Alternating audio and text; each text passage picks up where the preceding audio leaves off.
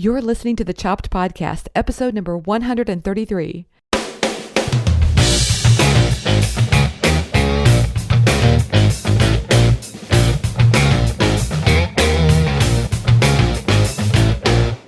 Hey everyone, just a quick note before we get started on today's episode. If you're working hard to improve your photography and make better recipes, you've got a better social media strategy, you're doing things to better understand your audience, and yet somehow you still feel like you're just not getting the audience that you're after, I've got one word for you. SEO. Actually, that's like 3 words because it stands for Search Engine Optimization. Next week, Chopped Academy is offering a webinar by Casey Marquis. He is the go-to expert on SEO for food bloggers. He's worked with the big blogs and he's on staff with Food Blogger Pro, so you know that he knows his stuff. So look, I won't go into the whole pitch about it. I'm obviously very enthusiastic about this webinar and I think you should be too. Here's the thing is I felt like when I started investing in myself is when things started to turn around for my personal blog. And so I want that same thing for you. I want you to know that you've got, one of the things that held me back from investing in myself is not knowing the right people to go to. So I've done a lot of research and I found some really great people, and Casey is one of them. He is a go-to person for food bloggers when it comes to SEO. So he is the person that you can learn some really wonderful things from. So I encourage you to go to chopped.academy/webinar to learn more about this awesome webinar. We lay out all the details of the things that you're going to be learning from Casey about SEO and how that works for food blogs, because there's a lot of people who talk about SEO, but we all know the food blogs are kind of a different animal and they got to be treated differently. And Casey goes into some of those details. We're so pleased to be offering you this very affordable and also very fast way of getting to work with Casey. So if this aligns with the goals that you have for your site, I really encourage you to go buy a ticket, and please hurry because we've only got a couple of early bird tickets left. Again, this is the SEO webinar called Maximizing Blog Visibility, Dominating Google in 2017. It's a perfect way for you to invest in your dreams for your site. Go to chopped.academy/webinar to learn more and buy your ticket. Okay, now on to the show where Cara and I are doing another episode of a very soulful, heartfelt FriChats. Hey everyone, welcome to the next episode of the Chopped Podcast. And today it's Friday, so you know what that means. FriChats! We're back totally, aren't we? We are, as if we haven't skipped a beat. I know. That's the thing I love about you, Cara. It just feels to me like, sometimes we don't get to chat very much, and then other times we'll chat a lot, and then it just feels like we just pick up right where we left off. Well, that says a lot about you, Marley. Oh, no, it's all about you, girlfriend. No, it's not about me. It's about us. Oh. It's a connection. That's right. We're so cheesy. I know, and I love it.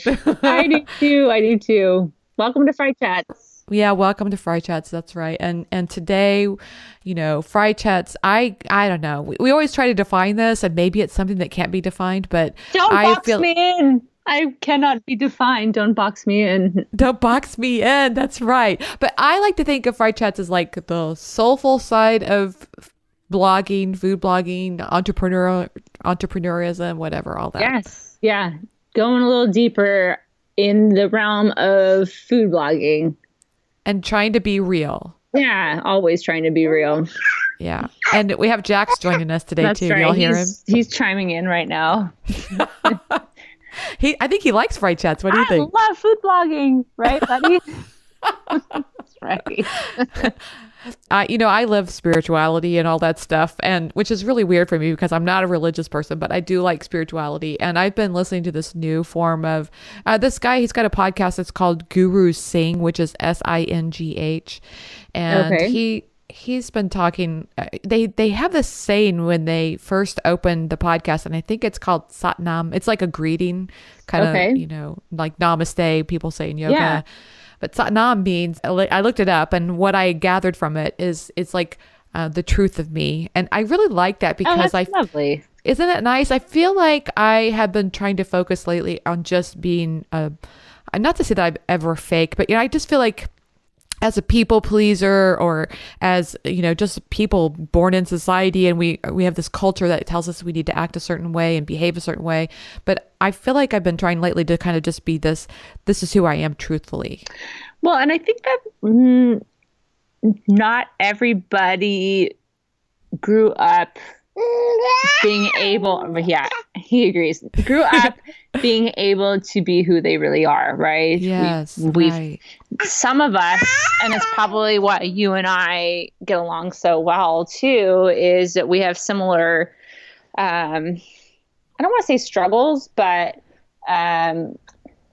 goals in life, and it's to Yeah. become more true to who we are, and because somewhere along the way that kind of got stifled a little bit, and so I think that's a beautiful thing. That it's what I really admire about you, is that you're constantly trying to figure yourself out, and you're always just unpeeling each layer as they come. And it's a really beautiful thing, though, to be in constant self-discovery and to figure out what your voice is. It's very inspiring. Yeah, it's interesting. I think that's one of the reasons that you and I just click so well, because I kind of feel like you come with those layers already. You feel to me like you already are very aware of those layers, and you're just so real, and I appreciate that about you. Oh, well, feel like thank you. Constant navel gazing. And it's just really tiring for me. Thank you for finding it endearing. I find it endearing you as well. So, oh, good. Well, I do sometimes wonder, like, how many more layers do I have, or it's like a million more. We're I never know. ending. Do you know, sometimes I've actually gone back and reread a book that I read years ago, and I've even underlined these lines, and it feels like the first time I'm reading it. Yeah. I'm thinking, I obviously got this a few years ago. How am I still struggling with this same topic? Because that's just how it is in life, right? We'll never finally. I think we're waiting to get to that point where we finally understand. Oh, I'm not supposed to understand all of it, which is really fitting too for blogging and being your own boss, because you're constantly struggling internally and trying to figure what's going on, figure out what your voice is when it comes to blogging. And it's not easy. It's not easy at all. And you and I have talked about how it's very much so like the Wild West, right? Yes. There are no rules to what we're doing. And you and I, or at least I can speak for myself, I'm a very rule-oriented person. Give me rules so I can follow by them. And that makes me feel nice, safe, and cozy. And here we are in a job that doesn't have that stuff that's nice, safe, and cozy. So we try to find that. And then it almost just like makes us more miserable, because it's not really what's inside us and who we really are. Yeah. Well, because those rules are so arbitrary too, right? Well, they are good in and of itself. They provide structure. And maybe that's the pattern that we're supposed to follow, is we need those rules to kind of get our bearings. And then once we get our bearings, we go, wait a minute, I don't really want to follow this anymore.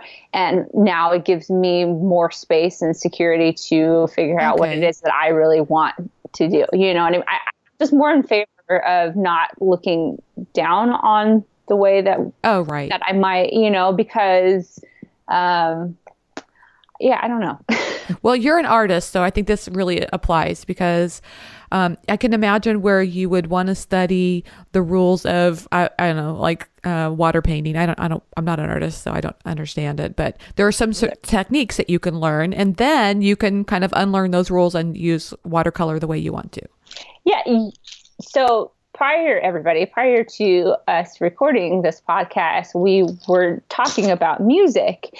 And how for all the people out there who have taken music lessons, it's interesting because, at least in my experience and your daughter's experience, classical music is the way that we're taught an instrument, as if that is the only way. And I took piano for about 8 years or so, and I hated every minute of it. I mean, every year I'd have to take this grand finale test, and it was like this huge ordeal. You would go to like a college, and play in front of this one amazing, piano player, and I'd fail every year. And I think my piano teacher is always like, "Why the hell is this girl coming back and paying me money?" And it wasn't until I quit piano where I started teaching myself pop music. I started writing my own music, and I loved it. I absolutely loved it. And I came back, and my piano teacher's like, when did you learn how to play the piano? Because this was not you when you were, in lessons with me. But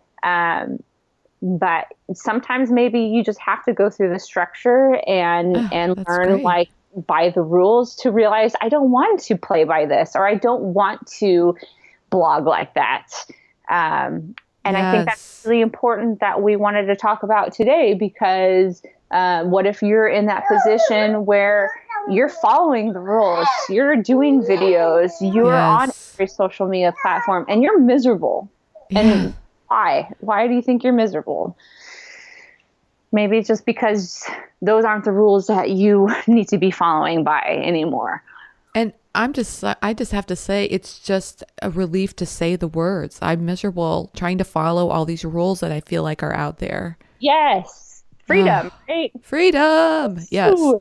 Because so I can just give a few examples of some of the rules that we are maybe not even consciously aware that are out there about food blogging right now, which would be videos are a great example. Everybody's doing videos, so you got to do video. Well, and let's break that down. Why do we have to be doing video? Video is important because it's entertainment, and it's what's hot right now. And I find that video is most, aside from YouTube, of course, it's most useful on Facebook, right? Yes. And what video does is it keeps people on Facebook. And that's what Facebook does. So it's part of a social media strategy. Right.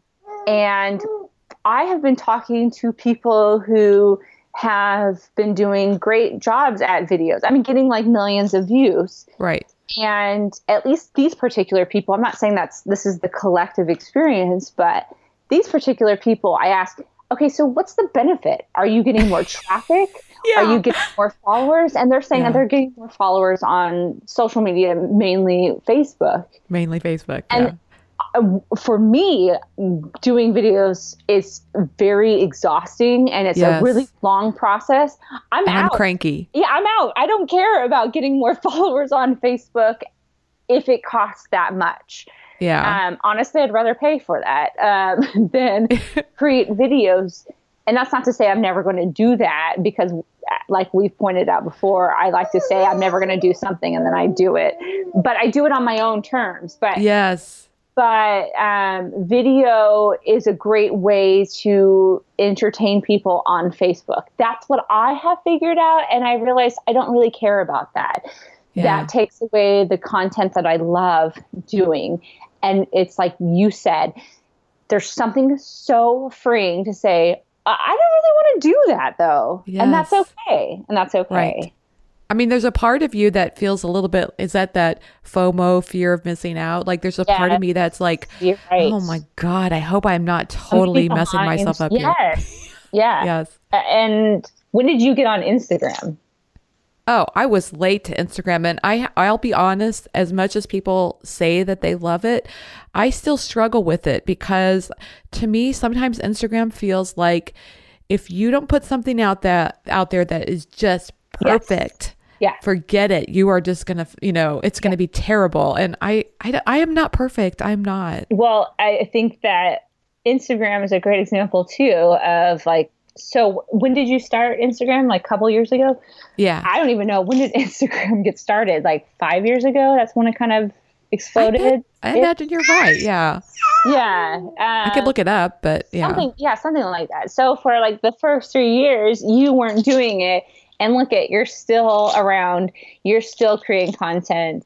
You're really not behind at all, or you're not missing out on anything.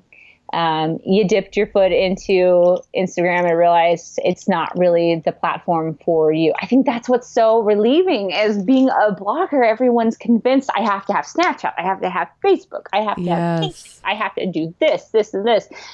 And it doesn't work for everybody. Right. Oh, we're not the same people. I won't do Snapchat. I barely do Instagram stories. It's hard for me because I just, that's not who I am. I don't want to put myself out there all the time. Right. And that's okay. And so I think there's something very freeing to say, um, maybe I'm just gonna, skip over Pinterest, or maybe Twitter. I don't do Twitter. Do you do Twitter? You do Twitter. You Well, like Twitter. I love Twitter, but mostly because I love to follow. The way I look at it is I can follow certain people that are in the know in certain areas, and Yes. I get their opinion on things, and I love that. Because that's important to you. Yes. It fits your personality, and it has a format that you resonate with. Yes. And that's very personal for every person. Some people love Snapchat, and that's amazing. Use it. But don't think that just because all of these platforms exist that you have to do every single one of them and you have to do them right and perfectly. Yes. I'm so exhausted. Whew. Well, it's like you were saying that we're in the Wild West, and so we're trying to create these rules. It's like we're trying to create a recipe for success, and I totally get that. I kind of gravitate towards that too. But honestly, through my meditation and journaling, and I've been trying to just kind of do those kinds of things, and walking, even just there's a lot of people who talk about the value of just going for a walk, not listening to anything, not listening to a podcast, and just like letting your mind go. Yeah. That's where I start to realize I feel like I am drawn towards a different model of blogging. Good. And do you want to explore that? I do. And it's scary. I will be honest. It's really scary for me to even put these words out there. But yes, I mean, because you can change your mind though next week, right? That's right. So we've already established that. So go. Yes. But I have this desire of creating content that's really more in a different model. Like I feel like the current model of food blogging in particular is I need to get a lot of traffic, and then I'll get sponsored posts because brands want to work with me. I'll get some revenue off the ads. I've got to pay attention to, lots of different things, to make that happen. Yes. And, and then I've got to be giving out a lot of free content to get the traffic. And there's a part of me that wants to kind of change that model, at least for my site, and try it for a little while, and you know what I'm thinking, Cara? It's the summer that's coming up. And we've talked about this before. You're right. Summer traffic is always going to be, it's typically for most people, it's low. So this is a perfect time to experiment. And I think that's exactly what we talked about last year too. Yes. Right. That's a great idea. Yes. So what are you going to do a little differently? Well, I think, so, my site is called Namely Marley, and it just, to me, feels like it would work perfectly that I could come out. Yes. I'm not like in any closets or anything, but like come out a little bit more and just like let myself be the center of the blog a little bit more. And so I'm going to emphasize my podcast more. I have a Namely Marley podcast where, I talk to people who are got similar diets, or maybe not so similar diets, but, talk a lot about diet, talk a lot about health, maybe the personal voyage I'm on towards creativity, because I'm writing a couple of books and I'm really excited about those, but I don't talk about that a lot on my site. I feel like, here's what I feel like, Cara. I kind of feel like I have gotten so safe in this food model. Like I know how to create a recipe, yes. I know how to shoot it, and I know how to share it on social media. Yes. That's very safe for me now.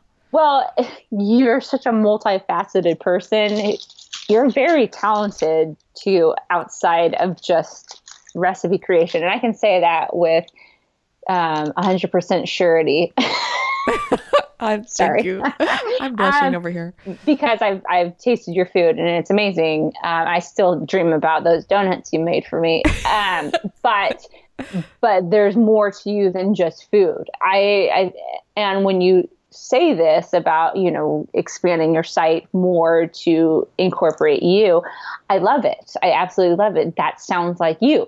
It makes sense. It's not like I'm not sure if Marley should be doing that. It's of course you should be doing that. And regardless if I agree with it or not, it's what feels right for you. And that is, I think that's why we're doing what we're doing. We're starting these businesses. We're our own bosses because we're doing what feels right for us at this time in our lives. So go and explore. I'm going to go and explore. And I guess we could just keep talking about it and I'll let people know how it goes. I'm really excited to get an update. and we're going to update every week. It's namely Marley Watch 2017. Yeah. Yes. Yeah. It's like I say, it does feel a little scary. I did hear somebody say like, the food blog or a blog or maybe we should say entrepreneurialism is like the modern day self-discovery, a voyage of self-discovery. And I feel that.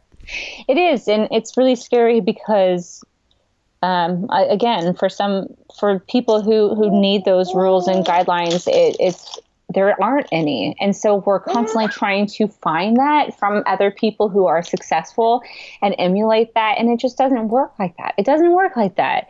There are bits and pieces you can always take, but just because somebody has success in creating content 3 times a week doesn't mean that that's what you have to do.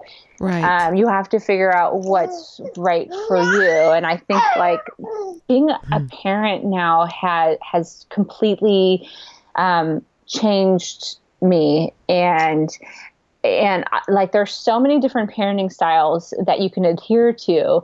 The one that I'm finding works the best is listening to my own intuition for what my son needs.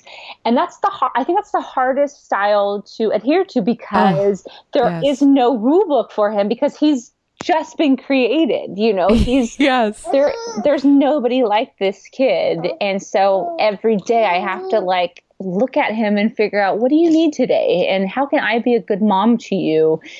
And teach you all the tools in your 5-month little body, and it's scary because nobody's telling me, hey, you're doing a good job, or, that's the right way. But it's the most, I'm finding it's so rewarding because I know my kid really well right now.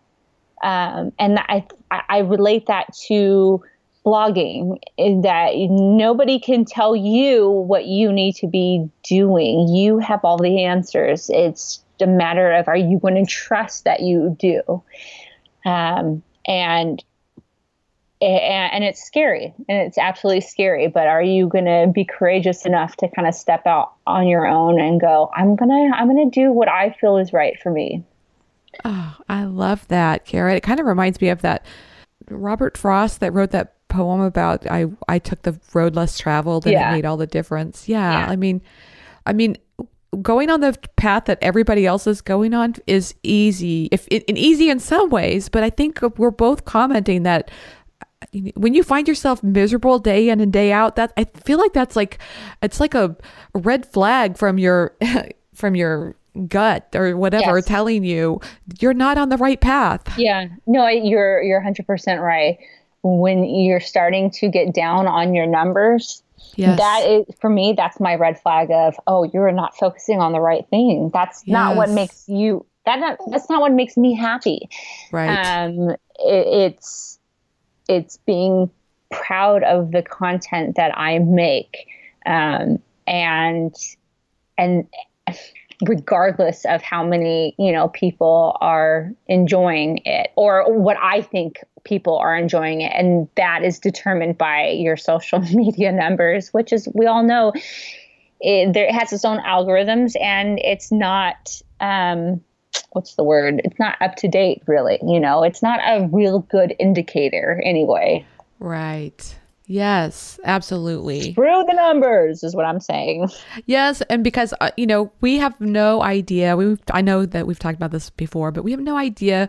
We may be looking at somebody else's social media numbers and they've got huge, you just don't know how they got those numbers. Maybe they grew organically, or maybe they paid for advertising, or maybe they were influenced by, they had some friends that had a lot of followers, and so the friend recommended them too. So, you know what I mean? There's just so many variables that we're comparing ourselves to. Yeah.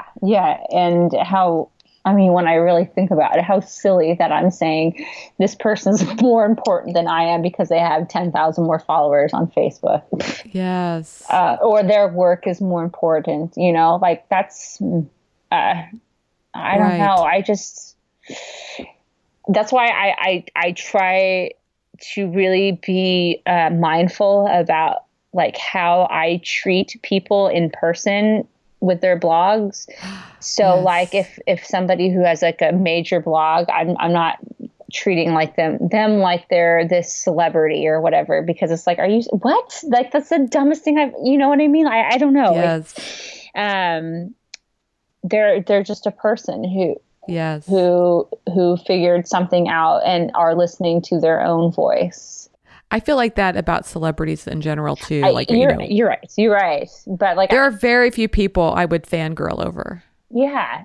Well, and I don't know. I'm not going to go crazy over somebody just because they have 1 million followers on Facebook. Like, that's just, I don't know. It just sounds so silly to me.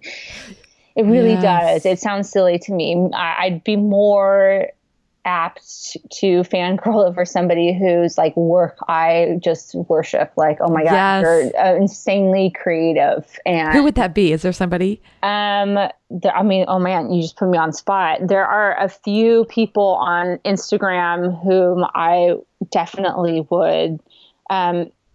Now I have to look it up because I'm like, that's okay. You look that up and I'll tell you mine. Who are yours? Well, I have always loved the Indigo Girls. I can't say always because that's not technically true, but since I found out about them, you're just talking about in general, people you would fangirl over. Yes. Okay. Yes. The Indigo Girls to me are celebrities, and I would definitely, like, I just couldn't help myself as much as I would try to be composed and be this cool person.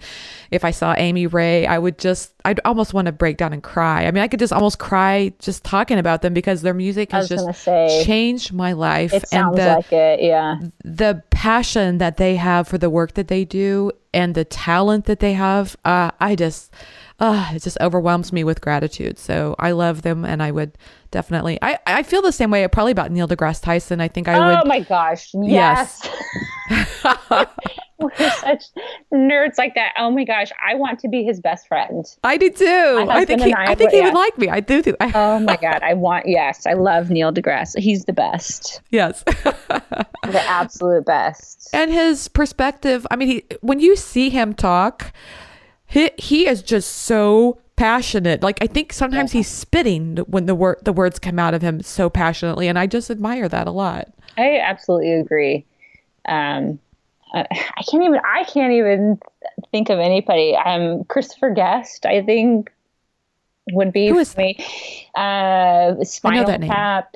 Oh yes. Waiting for Guffman. I think he's a genius. Yes. Yes. I would, I'm sure once this podcast is done with, I'd be like, duh, how come I didn't say so-and-so? But I know, I feel the same way too. I actually used to work in West Hollywood, and we would get a lot of celebrities in the store that I worked at. And Bill Balaban, he was on Waiting for Guffman. And so all these, different celebrities would come in and I'd be like, yeah, what can I get for you? Blah, blah. And then Bill walks in and I was like starstruck. I was like, oh my gosh. That's just like a movie that has some special significance for me for, such a long time. So, yeah. But, it's wow, we just totally got off topic, didn't we? We did.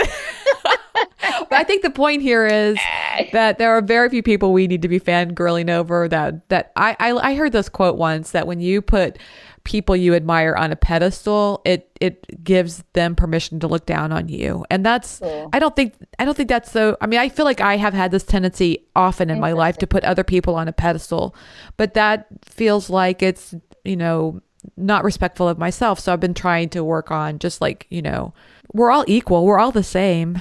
Well, and we all struggle too. So like that person that has like 1 million followers or whatever is probably constantly going, I don't know if I'm doing the right thing. I'm ready to give up.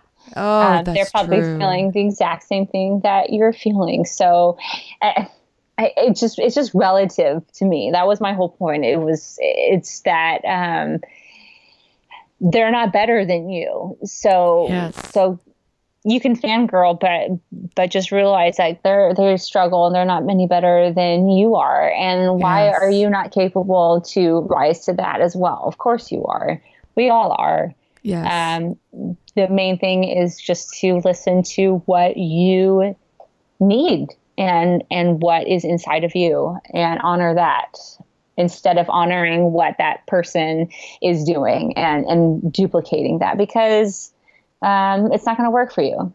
Yes. I think that's worth repeating because I just want to emphasize this, that Cara and I have both talked to independently and collectively people who have, probably the metrics that we all think we would love to have. And they have just as much doubt. Yes. They have just as much frustration and just as much worry. How am I doing this? What am I doing right? They don't know. So, yes.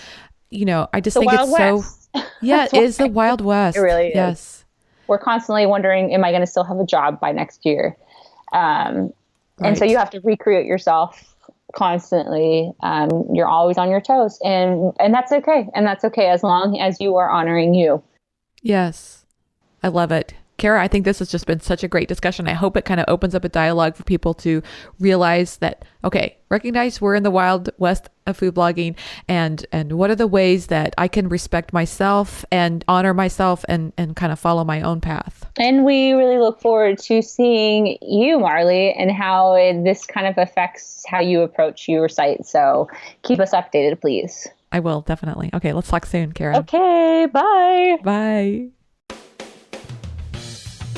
Thanks for joining us for another episode of FriChats. We love chatting about the soulful side of food blogging, so we hope you love hearing it.